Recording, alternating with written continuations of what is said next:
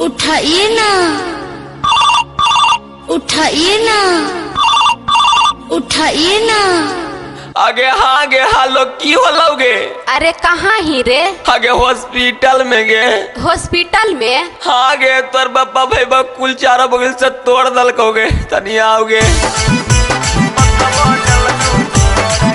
Mix by Shailendra बाबू, माँ प्रतिमा recording studio Sheikhpura.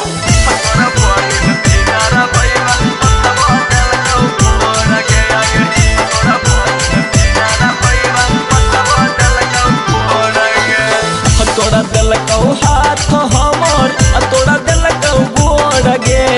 तोड़ा दिलकौ हाथ हमर तोड़ा दिलकौ गोड़ गे।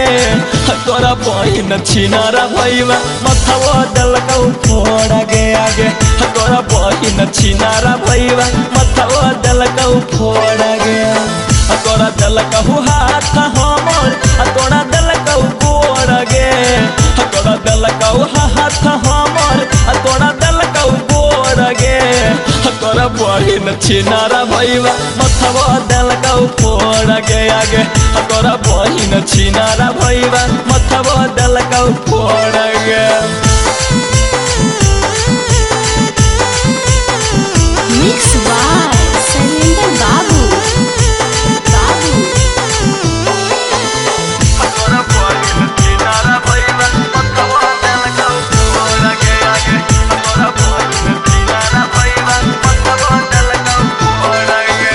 छौड़ी घरे बोलही भाई से पिटबैनी हॉस्पिटल में जाही गे। आगे छौड़ी महलम पट्टी करा के हमारा लांगड़ बनही गे।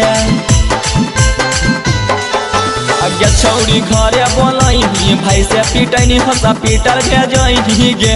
आगे छौड़ी महलम पट्टी करा के हमारा लांगड़ बनही गे। जभी के रुपैया सभे हललकौ मोर लोढ़ गे। जभी के रुपैया सभे हललकौ मोर लोढ़ गे। तोरा बहिन छिनारा भैया मथवा दिलकौ फोड़ गे आगे। तोरा बहिन छिनारा भैया गोड़ दिलकौ तोड़ गे। मिक्स बाय शैलेंद्र बाबू,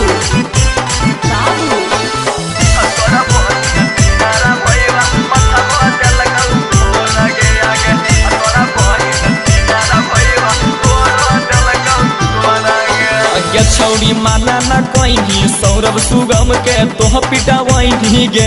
आगे छौड़ी कैसनो हलिया भर हलिया नहीं छोड़ही गे।